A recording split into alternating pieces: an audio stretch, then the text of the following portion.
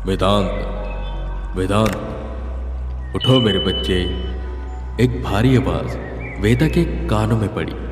उन्होंने अपनी उंगलियां हिलाई, गहरी सांस ली और एक झटके से आंख खोली। तूने आसपास से चिड़ियों की आवाज सुनाई दी, पानी की आवाज सुनी, जैसे वो किसी जंगल के बीच में है। वो हल्का सा उठे और आसपास उन्होंने देखा तो वो घास में लेटे हुए थे। दूर एक सुंदर सा पेड़ था जिस पर एक पक्षी बैठा हुआ था और थोड़ी ही दूरी पर एक सुंदर सी नदी थी। वेदा खड़े होते और आसपास का नज़ारा देखने लग जाते। वो जगह काफ़ी सुंदर थी और उन्हें वहाँ काफ़ी सुकून भी मिल रहा था। पर यह आवाज़ किसकी थी? वो सोचने लग जाते कि तभी उन्हें एक तेज़ आवाज़ आई।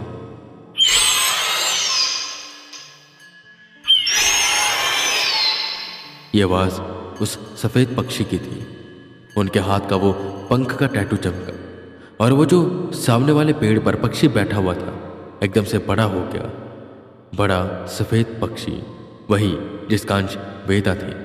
वेदा उसके सामने सर झुकाते जिस पर वो कहता है, पिछले बहुत सालों से मैं अपना अंश धरती पर भेजता रहा हूँ, पर सब मारे जाते।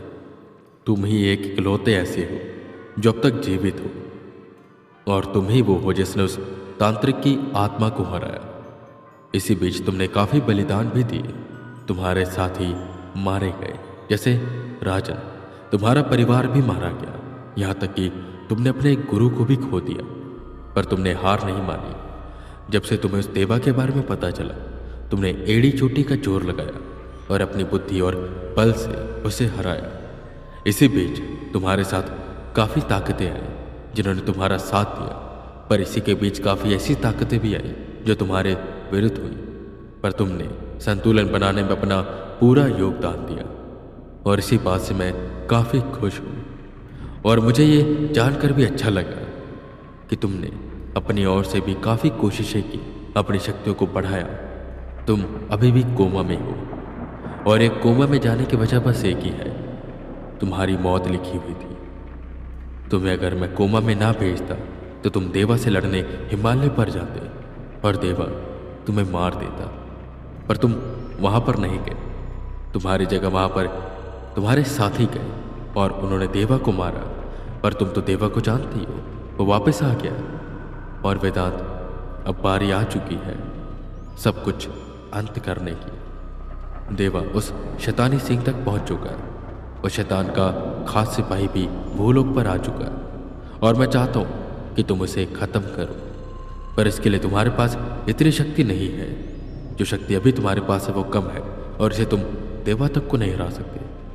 इसलिए मैं तुम्हारे अंदर आ रहा हूँ। तुम बस अब तक मेरा एक अंश थे, पर अब जो तुम बनोगे वो मैं हूँगा। मैं जानता हूँ इसके बाद तुम्हारा क्या होगा। मैं तुम्हें दो चीज़ें बताता हूँ। इसके बाद या तो तुम्हारा शरीर जीवित रहेगा या तो तुम मारे जाओगे। अगर तुम जीवित रहे तो एक सामान्य इंसान बन जाओगे, पर अगर तुम मारे गए तो उसका बस एक ही कारण है कि तुम मेरी शक्तियों को सह नहीं पाए। और ये सत्य भी है।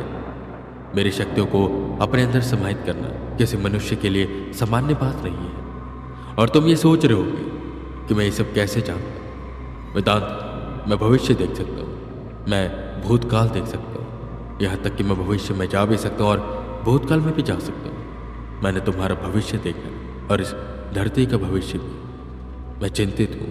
मैं तुम्हें बस इतना बता सकता हूँ, तुम्हें अपनी एड़ी चोटी का जोर लगाना होगा, वरना सब कुछ खत्म हो जाएगा। भविष्य जो मैंने देखा है वो बदल सकता है। भविष्य हमारे हर एक कदम से बदलता रहता है, वो एक नहीं रहता।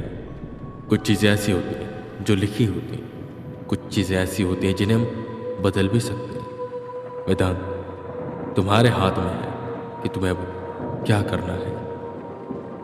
जिस पर वेदा पूछते हैं, आप टाइम ट्रेवल कर सकते हो? जिस पर वो पक्षी बोला, तुम जानते हो वेदांत, अगर तुमसे कोई दूरी पर खड़ा हो और वो शख्स कोई हरकत करे तो तुम्हें कुछ पल के बाद दिखाई देगी। जानते हो ऐसा क्यों? रोशनी की रफ्तार की वजह से। अगर मैं सामान्य भाषा में तुम्हें समझाऊं तो अगर तुम धरती से बहुत दूर चले आते, बहुत ज़्यादा दूर, और वहाँ से तुम धरती को देखोगे तो तुम्हें वो नहीं दिखेगा जो अभी धरती पर हो रहा है। और ये सब की वजह रोशनी की रफ्तार। और अगर तुम रोशनी की रफ्तार से तेज हो जाते हो तो तुम समय में यहाँ वहाँ जा सकते हो। और यही मैं करता हूँ और इसी से मैंने सब कुछ देखा है। और वेदांत, अगर तुमने शैतान को और देवा को नहीं हराया तो बहुत अनर्थ हो जाएगा। तुम्हें उसे हराना होगा और उसके लिए मैं तुम्हारे अंदर अपनी सारी शक्तियों को समाहित कर दूंगा। तुम इस जंग के बाद जिंदा बचोगे इसकी संभावना कम है, पर अगर बच जाते हो तो तुम्हारे शरीर से मैं चला जाऊंगा। मतलब तुम्हारे पास वो शक्तियाँ नहीं रहेंगी जो अभी है, तुम्हारे पास वो निशान भी नहीं रहेगा। मैं तुमसे बिल्कुल अलग हो जाऊंगा और तुम बन जाओगे एक सामान्य इंसान। ये सुनकर वेदा खड़े होते हैं और कहते हैं, मुझे कोई परेशानी नहीं है। मैं अगर मर भी जाऊंगा तो भी, जिंदा रहूंगा तो भी, जिंदा रहकर अगर सामान्य इंसान बन गया कोई बात नहीं, मर गया तो मुझे और खुशी होगी। ये कम से कम मैं धरती के लिए कुछ करके गया। पर एक बात निश्चित है, ये सब चीज़ों का अंत होगा, पर यह अंत एक नई शुरुआत होगी। देवा और शैतान के अंत के साथ सब कुछ या तो अंत ही होगा या एक नया सूरज उगेगा। और मैं सब चीज़ों के लिए तैयार हूँ। जिस पर पक्षी बहुत तेजी से चिल्लाता है और उड़ते हुए सीधा वेदा के अंदर समा जाता है। वहीं दूसरी ओर चारों तरफ अंधेरा छाया हुआ था। पक्षी जानवर सब छुप गए थे। हवा की रफ्तार तेज हो गई थी। पानी तक में उबाल आने लग गया था। मछलियां मरकर ऊपर आ रही थी और कौवे मरकर गिरने लगे थे। ये एक आपदा थी, ऐसी आपदा जिसके बारे में ना तो कभी किसी ने सुना था और ना ही ऐसी आपदा आएगी किसी ने सोचा था। सब ये समझने की कोशिश कर रहे थे कि आखिर धरती पर हो क्या रहा है। वहीं दूसरी तरफ WWH में मीटिंग बैठी हुई थी। प्रेसिडेंट सबसे कहते हैं, उस बीस्ट ने बताया था ना, रात हो जाएगी, सूरज नहीं दिखेगा, मौसम बदल जाएगा, चारों तरफ अशांति आ जाएगी। तो समझ जा कि वो टीमन का सबसे स्ट्रांग सोल्जर आ रहा है और शायद ये वही है। पर ये यहाँ पर क्यों आ रहा है? शायद उस देवा की आत्मा ने देवलोक में जाकर उस सिंह को चुराया है और वापस से वो भूलोक पर उसे लेकर आ गया और शायद इसी वजह से ये यहाँ पर आ रहा है। वेद अब तक कोमा में है। मुझे तो कुछ भी समझ नहीं आ रहा कि हम करें क्या। क्या इस धरती का अंत होगा? इतनी देर में डॉक्टर खुराना भागते हुए आए और एक रिपोर्ट उन्होंने प्रेसिडेंट को दी। वो रिपोर्ट को प्रेसिडेंट पढ़ते हैं और उनके चेहरे पर एक मुस्कान आई और ये देखकर सब हैरान होते। एजेंट आरके ने पूछा कि ऐसा क्या था उस रिपोर्ट में, जिस पर प्रेसिडेंट एजेंट आरके को घूर कर देखते और उस रिपोर्ट को जेब में रख लेते। उसके बाद उन्होंने सभी गोस्ट हंटर को कह दिया कि वो सब तैनात रहें क्योंकि एक जंग शुरू होने जा रही और ये जंग कहीं और नहीं बल्कि यहीं पर होगी। तेज बिजली कड़क रही थी, काले बादल घिरे हुए थे और ये बिजली इतनी तेज कड़क रही थी कि बड़ी बड़ी जो बिल्डिंगें थी जो आसमान को छू रही थी वो गिर जा रही थी। ऐसा लग रहा था जैसे कुदरत अपना संतुलन वापस से बनाना चाहती है। जो इंसान ने इस कुदरत को खराब किया है वो अपने आप को ठीक कर रही है और इसे ठीक करने का एक तरीका उसे ये मिला है।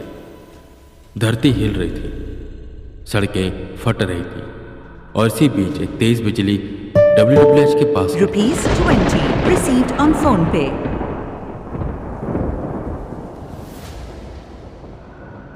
और उसी में एक तेज धुआं हुआ।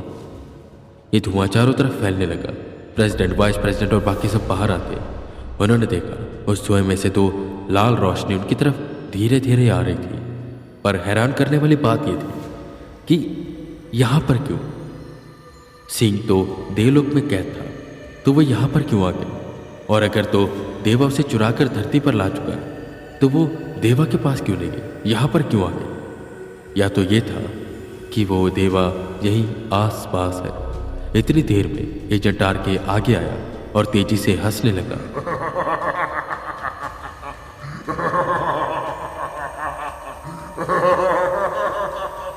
किसी को कुछ भी समझ नहीं आ रहा था कि यहाँ पर हो क्या रहा है। प्रेसिडेंट आगे आते हैं। एजेंट आरके पलटा और उसने अपनी जेब में हाथ डाला और उसमें से वो शैतानी सींग निकाला। शैतानी सींग, टेढ़ा काले रंग का। ये सींग जो देवलोक में कैद था, पर यहाँ कैसे आ गया, वो भी एजेंट आरके के पास। तभी प्रेसिडेंट मुस्कुराए और बोले, मुझे तो लग ही रहा था कि देवा नहीं मरा।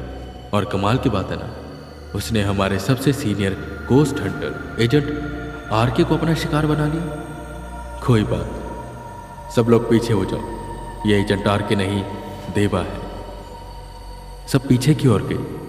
वो जो तो लाल रोशनी थी वो धुएं से बाहर आती है, और जब सबने उसे देखा तो सब हैरान हो गए।